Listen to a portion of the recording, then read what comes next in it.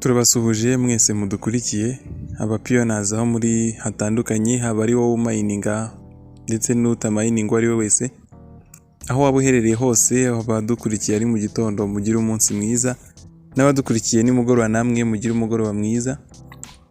Uyu ni umwanya rero n'ubundi tuje kugira ngo tuganire ku materime amwe n'amwe akunze kugaragara muri cryptocurrency, cyane ko turimo turitegura gutunga cryptocurrency ya Pi, ariko kandi ni ngombwa ko tumenya n'ibindi byose bishingiyeho. Izi ni terime rero zizadufasha kumenya ibintu byinshi, ariko kandi mbibutsa yuko mukomeza nyine kudukurikirana nk'uko bisanzwe. Tubafitiye amasomo menshi turimo turategura kubagezaho agendanye na consensus algorithm nk'uko twari twabitangiye, amoko yabyo, impamvu abantu benshi uko bagenda babibona kuri Pi, ni ibintu byinshi cyane dufite kubagezaho, ariko nk'uko bisanzwe n'ubundi nta kubatenguha. Ariyo mpamvu namwe uko bishoboka mudukomeze mudushyigikire, kandi turabona ko turi hamwe n'ubundi. Reka rero tudatinze turebe hamwe zino terime kugira ngo tubashe kuzisobanukirwa, n'ikindi gihe muri video zose tugenda dukora buri kimwe cyose tuvugaho kijye kibasha kumvikana neza. Reka bwa mbere na mbere duhere kuri cryptocurrency, tubanze twumve cryptocurrency ubwayo ni iki. Icya mbere tugomba kumva nuko cryptocurrency ari digital form of money, ni uburyo bw'amafaranga ariko ari digitale.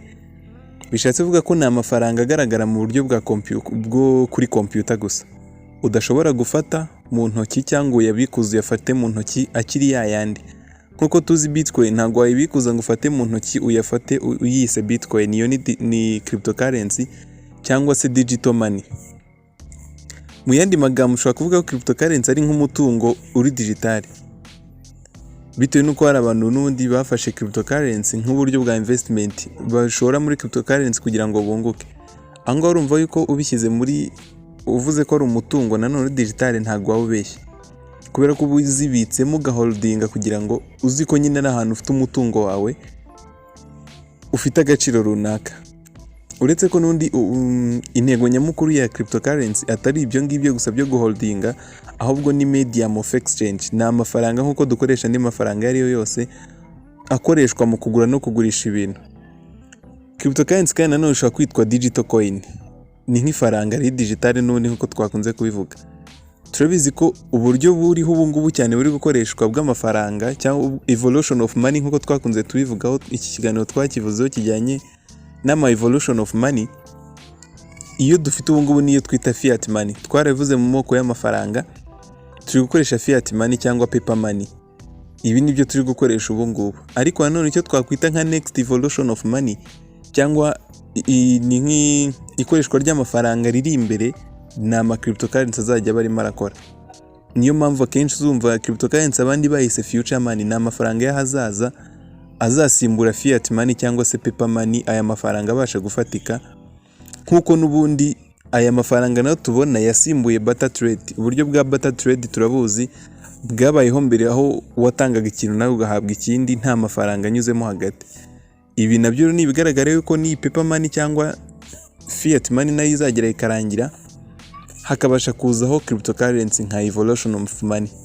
Ndizera cryptocurrency irumvikanye. Noneho reka tugere ku kintu cya kabiri, ari cyo twise digital wallet.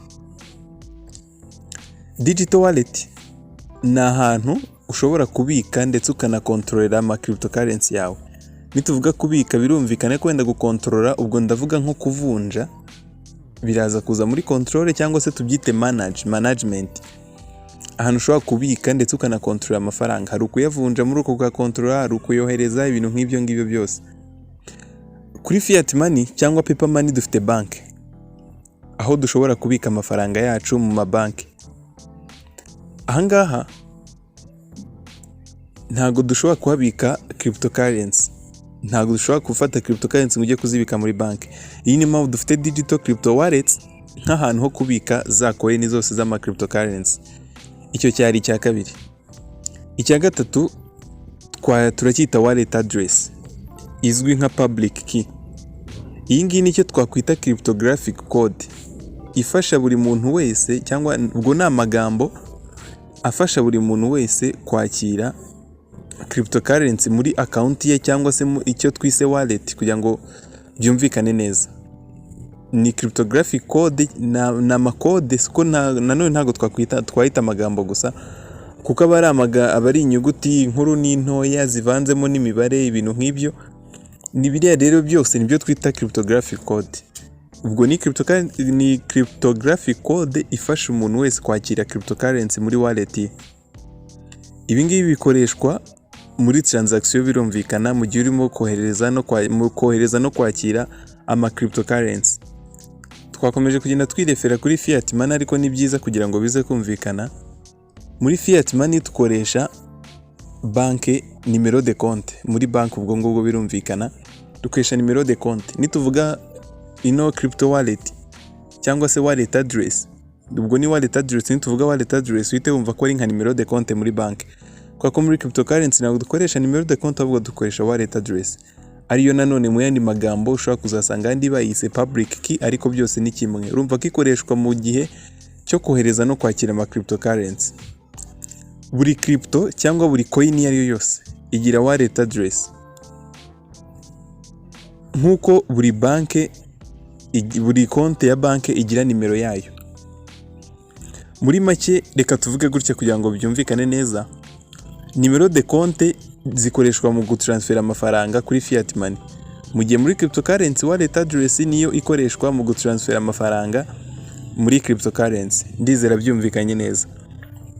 Icyo cyari cya gatatu, reka tujye ku cya kane aricyo twise wallet passphrase cyangwa se wallet phrase cyangwa se tucyite private key, byose ni kimwe. Ibi ngibi twabigiranye na signature nko ku bantu bakoresha cheque se cyangwa se ugiye kubikuza kuri bank, twabyita nka signature, kushobora kubyita unique signatures.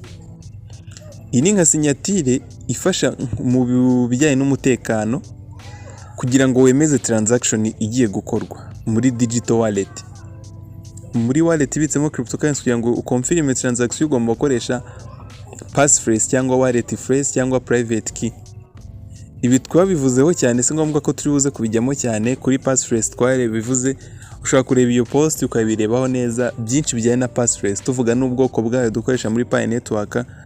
Ndizera muyibutse niba mwarayirebye. Hanyuma icya gatanu reka turebe ledger. Nituvuga ledger mu magambo yihuse kubyumva wumva agenda.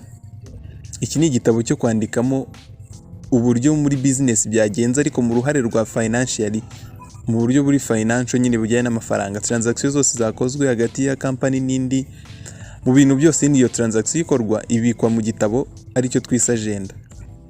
Buri uko company iguze cyangwa igurishije ibintu, iyo transaction ikozwe hari ahantu bayandika, aho niho twakwita muri ledger. Icyo ni cya gatandatu.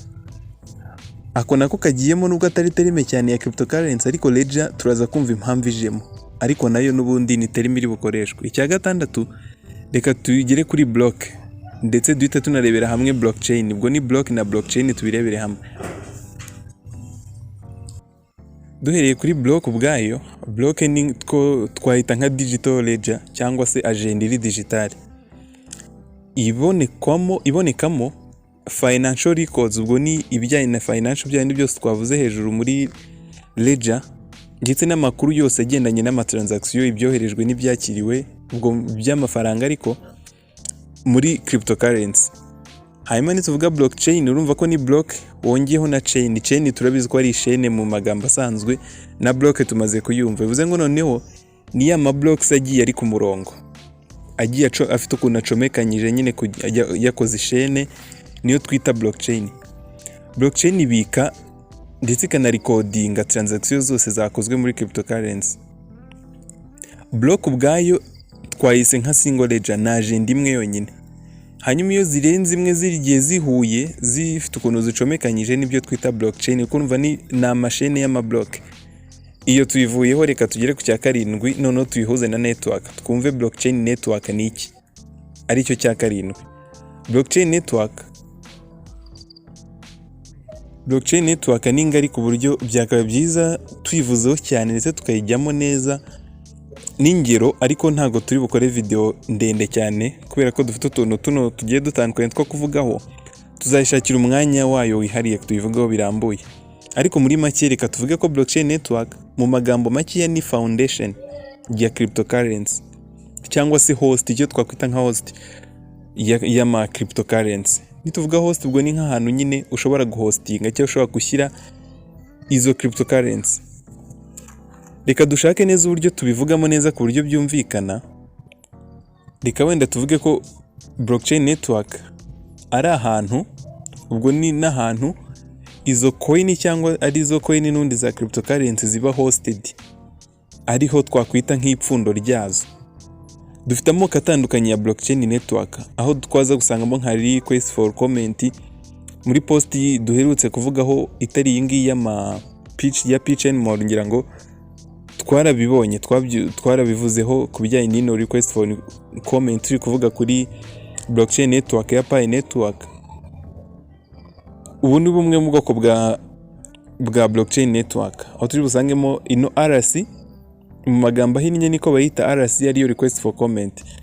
Aho ingero turasangamo nka ERC ya Ethereum, dusangemo TRC ya Tron, dusangemo BEP ya Binance Coin, tuze gusangamo Go Chain, dusange P Chain n'izindi nyinshi. Ko P Chain nayo wenda nubwo itarajyamo neza ariko iri mu nzira. Rimwe na rimwe hari aho uzahura n'ahantu handitse ERC20 cyane nko ku bantu bakoresha Binance. Nko kuri video twa-uploadinze twabonye ko ukora investment ukoresheje ino type ya TRC20, iyo ni ya Tron, ni blockchain network ya Tron. Hari aho dusanga, ubwo ni urugero rwa kabiri, hari BIP20, hari Heco, hari Go Chain n'izindi. Ibi bisobanuye ko zino coin cyangwa zino network ziba zidahuje host. Ethereum ifite host yayo yihariye, ariyo tubonye hano hejuru ya ERC20, ariyo network yayo twavuga. Itandukanye n'iya Bitcoin, ikaba itandukanye n'iya Tron, itandukanye n'iya Litecoin ndetse n'izindi. Nubwo tuvuze ko coin ziba zifite network zazo cyangwa se host zazo, ariko hari n'izindi coin zishingira kuri host y'izindi cyangwa kuri network y'izindi cryptocurrency. Ubu bwoko bw'amacoin niyo dukunze kwita tokens. Zaba ziri kuri no RC tukazita request for comments standard token. Ubwo ni coin cyangwa cryptocurrency adagira host yayo, mu yandi magambo atagira blockchain yayo, ahubwo akoresha blockchain network y'izindi cryptocurrency. Muri make amoko y'ama tokens, ubwo n'amoko y'ama tokens yubakiye ndetse agakorera kuri blockchain network y'izindi coin. Gusa Pi yo turabizi ko iri independent. Ni independent cryptocurrency, blockchain network yayo irayifite yihariye, ariyo Pi network. Iyo ifite blockchain network yayo. Iyi Pi ntabwo ikoresha blockchain network z'izindi coin nka request for comment standards. Reka dusoreze hano kano gace kugira ngo kuba karekare tutarambirana, ariko n'ubundi izi terime ntabwo ari hazirangiriye, turakomerezaho n'ubundi kugira ngo dukomeze gusobanukirwa neza na cryptocurrency. Mwari muri kumwe na Robert kuturuka muri Taro Technology. Dusoreje kuri no terime ya 7, ariko n'izindi ziracyahari kugira ngo bikomeze kudufasha kumva neza cryptocurrency. Naho ubutaha rero muri video ya 2.